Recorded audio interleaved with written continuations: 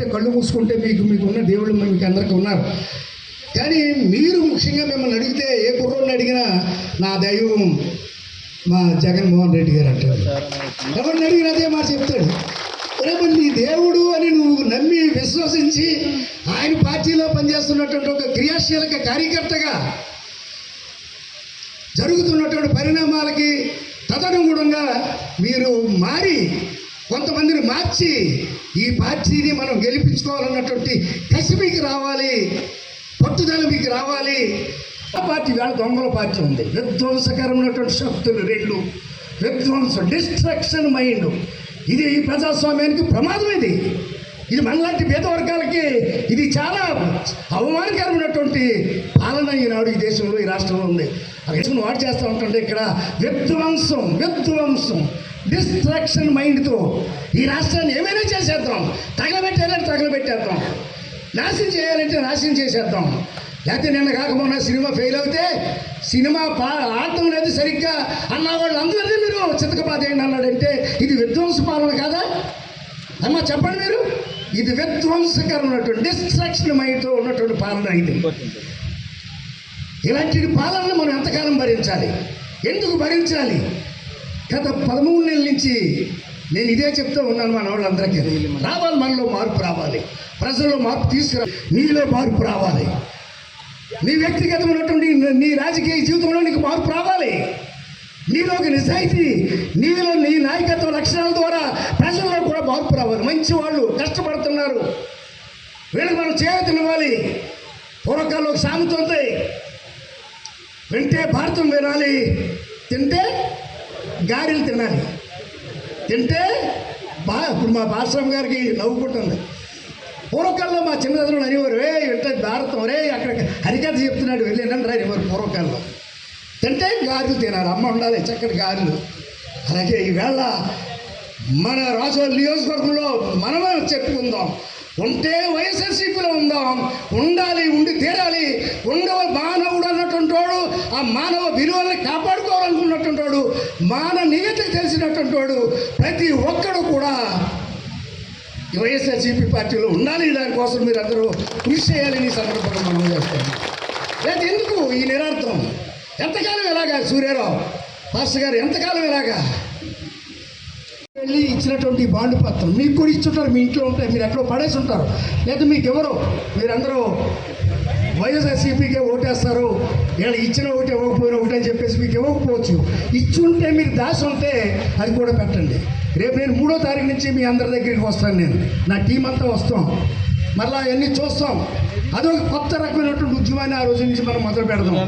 ఎందుకంటే అతను ఆ రోజు చేసినటువంటి మోసం నేను ఇందాక నాకన్నా ముందు చాలామంది మాట్లాడారు. నిజమే, అతను 1995వ సంవత్సరంలో మొట్టమొదటిగా ముఖ్యమంత్రి అయినటువంటి సందర్భంలో నేను ముఖ్యమంత్రిగా కొనసాగాలని అనుకున్నట్లయితే నా మామను చంపేయాలి. ముందు నా మామ అయినటువంటి పిల్లనిచ్చినటువంటి మామగా ఉన్నటువంటి ఎన్టీ రామారావుని హతం చేస్తేనే కానీ నేను ఈ పదవిలో కొనసాగలేను అని ముందు మొట్టమొదటిగానే అతను 95లో అయ్యాడు. 96లో డాక్టర్ ఎన్టీ రామారావుని చంపేసినటువంటి ఒక ఆరంగేట్రం అది.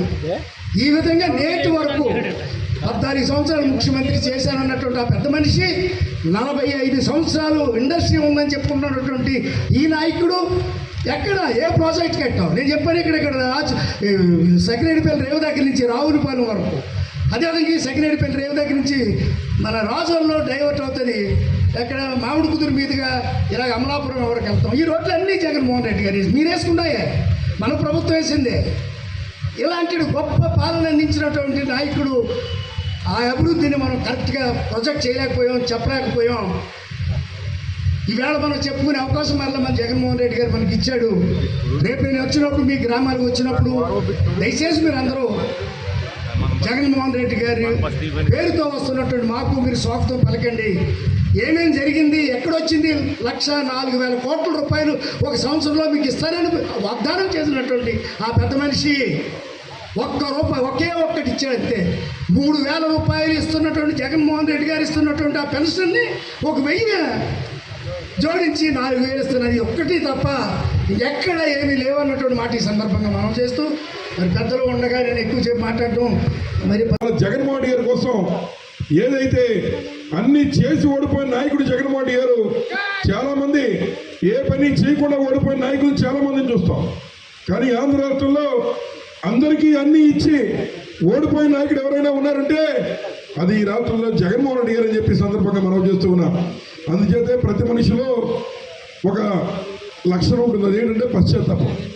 ఇవాళ జగన్మోహన్ రెడ్డి గారు ఎక్కడ మీటింగ్లు పెట్టినా భారీగా విపరీతమైన జనం వచ్చి ఎందుకు ఆయన చేయబట్టుకుని మళ్ళీ నేను గెలిపించుకుంటాననే మాట చెప్పేస్తున్నారో తెలుసా?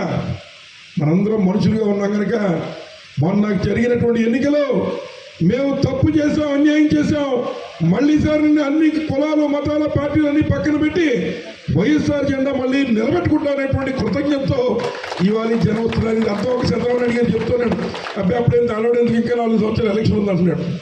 ఇవాళ జగన్మోహన్ రెడ్డి గారిని తక్కువ వంచనేస్తున్నాడు నారా చంద్రబాబు నాయుడు గారు.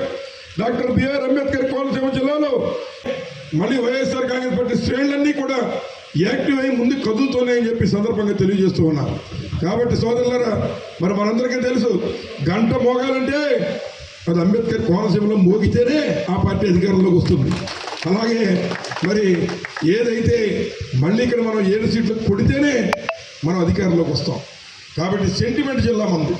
కాబట్టి ఎప్పటి నుంచి ప్రతి ఒక్క కార్యకర్త కూడా కష్టపడి మరి పార్టీని ముందు తీసుకెళ్ళడం కోసం కృషి చేయాలి. అలాగని జగన్మోహన్ గారు వచ్చిన తర్వాత మరి జరుగుతున్నటువంటి అవినీతి ముఖ్యంగా మనందరికీ తెలుసు. జగన్మోహన్ గారి పేరు చెప్తే మరి ఎన్టీ రామారావు గారి పేరు చెప్తే ఎవరు గుర్తొస్తాయి? ఏం గుర్తొస్తుంది మనకి? ₹2 కిలో బియ్యం గుర్తొస్తుంది. రాజశేఖర గారి పేరు చెప్తే ఆరోగ్యశ్రీ. ధనవంతుడి పక్కన పేదవాడు కూడా అవసరమైతే పడుకుని గుండె ఆపరేషన్ చేయించుకునేటువంటి వెసులుబాటు కల్పించిన మహనీయుడు 108. ఇవన్నీ రాజశేఖర గారు గుర్తొస్తారు. మరి జగన్మోహన్ గారి పేరు చెప్తే అమ్మఒడు లేదా రైతు భరోసా, ఫీజు రీయింబర్స్మెంట్ ఇవన్నీ కూడా జగన్మోహన్ గారిని చూస్తే గుర్తొస్తుంది. మరి నారా చంద్రబాబు గారిని చూస్తే ఏం గుర్తొస్తుందంటే కుట్ర, దగ, మోసం తప్ప ఏ స్కీమ్ ఆయన పెట్టినంత వరకు లేదు. ఎన్టీ రామారావు గారు పెట్టినటువంటి ₹2 కిలో బియ్యాన్ని కూడా ₹5.75 చేశాడు నారా చంద్రబాబు నాయుడు గారు. మరి అట్లాంటి చంద్రబాబు నాయుడు గారు ఈ పవన్ కళ్యాణ్ గారు కలిపి ఎన్నికల ముందు మాటిచ్చి మీరు మా ప్రభుత్వాన్ని గెలిపిస్తే మీ అందరికీ సూపర్ 6, సూపర్ 7 హామీలు ఇస్తామని చెప్పి ప్రతి నిరుద్యోగుడికి ₹3,000 ఇస్తామని చెప్పారు. లేదా 20 లక్షల ఉద్యోగాలు అన్నాడు, ఎక్కడ ఇవ్వలేదు. ఉచిత బస్సు అన్నాడు, మొత్తం అంతా తుస్సయ్యింది. అదేవిధంగా మరి ఏదైతే మరి ఇచ్చినటువంటి గ్యాస్ సిలిండర్లు అన్నాడు, ఎక్కడ కూడా ఇచ్చిన దాఖలా లేవు. అలాగే తల్లికి వందనం అన్నాడు, 80 లక్షల మంది తల్లులుంటే 50 లక్షల మందికి కూడా ఇవ్వకుండా అందులో కూడా కటింగ్లు పెడుతున్నాడు. ముఖ్యంగా ఎస్సీ బీసీ సోదరులు ఎవరైనా ఉంటే వారికి ఒక మెసేజ్ వస్తున్నది, ఏమిటంటే ₹6,000 మీ అకౌంట్లో వేసాం, మిగిలిన డబ్బు మీకు కేంద్ర ప్రభుత్వం నుంచి వచ్చిన తర్వాత మీకు వేస్తామని చెప్పి మెసేజ్లు పెడుతున్నాడు. ఈ రకంగా ఇచ్చినటువంటి హామీలన్నీ కూడా గోదావరిలో కలిపాడు. ముఖ్యంగా ఎస్సీబీసీ సోదరులకి 50 సంవత్సరాలు దాటితే మరి పెన్షన్ అన్నారు, ఏ ఒక్కరికైనా అందిందని అడుగుతున్నాను. మరి ఈ రకంగా ఎక్కడ కూడా ఇచ్చిన హామీలు నిలబెట్టకుండా ప్రజల్ని ఘోరంగా మోసం చేస్తున్న తరుణంలో కార్యకర్తలుగా నిక్కచ్చైనటువంటి వైఎస్ఆర్సీపీ శ్రేణులుగా ప్రజల్ని చైతన్యపరచాల్సిన బాధ్యత మన మీద ఉంది. అందులో భాగంగానే ఇవాళ జగన్మోహన్ గారు ఈ కార్యక్రమాలు తీసుకున్నారు. అందులో ముఖ్యంగా మరి ఏదైతే మన వాళ్ళకి బాగా అర్థమవుతుంది, ఇందాక సూర్యారెడ్డి చెప్పారు, ఏదైతే మన ఆడవాళ్ళు మీరో నేనో ఒక షాప్కి వెళ్తాం, ఒక టీవీయో ఫ్రిడ్జో కొనాలనుకుంటాం. ఈ టీవీకి గ్యారంటీ ఎంత, ఈ యొక్క ఫ్రిడ్జ్కి వారంటీ ఎంత అని అడుగుతాం. గ్యారంటీ వారంటీ లేదంటే వచ్చేస్తాం వెనక్కి, లేదంటే 5 సంవత్సరాలు గ్యారంటీ, 10 సంవత్సరాలు వారంటీ అనేది చెప్తాడు. నమ్మేది కొంటాం, ఇంటికి తెచ్చుకుంటాం. 4 రోజులు పనిచేయదు మన టీవీ సీరియల్ రావు ఆడోళ్ళకి. ఏం చేస్తారు, మళ్ళీ టీవీ పెట్టుకెళ్ళాడు ముఖమే పడేసి వారంటీ అన్నావు గ్యారంటీ అన్నావు, ఈ 4 రోజులు పనిచేయలేదు, మా డబ్బు మాకు వెనక్కి అని అడుగుతారు.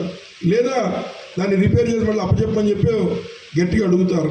మరి అదే తరహాలో ఇవాళ జరిగినటువంటి ఎన్నికల్లో కూడా నారా చంద్రబాబు నాయుడు గారు, పవన్ కళ్యాణ్ గారు వారిద్దరూ ఇచ్చినటువంటి మరి గ్యారంటీలు ఇక ఇక్కడ రాశారు.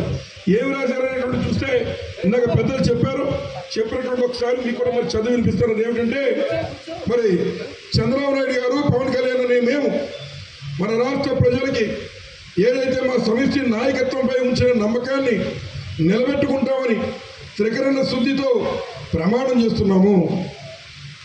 2024లో టీడీపీ జనసేనల సంయుక్త పార్టీ అధికారంలోకి వచ్చిన వెంటనే మేమిద్దరం భవిష్యత్తు గ్యారంటీలో ఇచ్చిన వాగ్దానాల్ని అమలు చేయడంతో పాటు మన రాష్ట్ర అభివృద్ధికి పురోభివృద్ధికి మరి సమన్వయంతో పనిచేసి మరి అభివృద్ధి చేస్తామని మరి సమిష్టిగా కృషి చేస్తామని మరి ప్రతిజ్ఞ చేస్తున్నామని చెప్పి వారు ఇరువురు ప్రతిజ్ఞ చేసి ఈ కింద సంతకాలు పెట్టి ప్రతి ఇంటికి మరి ఈ రకమైనటువంటి వాగ్దాన పత్రాలు పంచి ఇవాళ ఒక్కదానికి కూడా మరి నిలబెట్టుకోకుండా మనకి ప్రతి నెల మామూలుగా 30వ తారీఖు వస్తుందంటే చాలామంది ఉద్యోగస్తులు జీతాలు వస్తాయని సంతోషపడే టైం.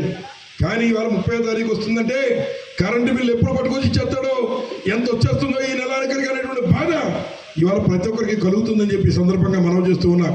కాబట్టి ఈ విషయాల్ని మన ప్రజల్లో తీసుకెళ్లే కార్యక్రమమే ఈ బాబు షూరిటీ మోసం గ్యారంటీ అనే విషయాన్ని సందర్భంగా తెలియజేస్తూ ఉన్నాం. కాబట్టి సోదరులారా, మరి పెద్దలు చెప్పిన విషయాలు మళ్ళీ చెప్పను కానీ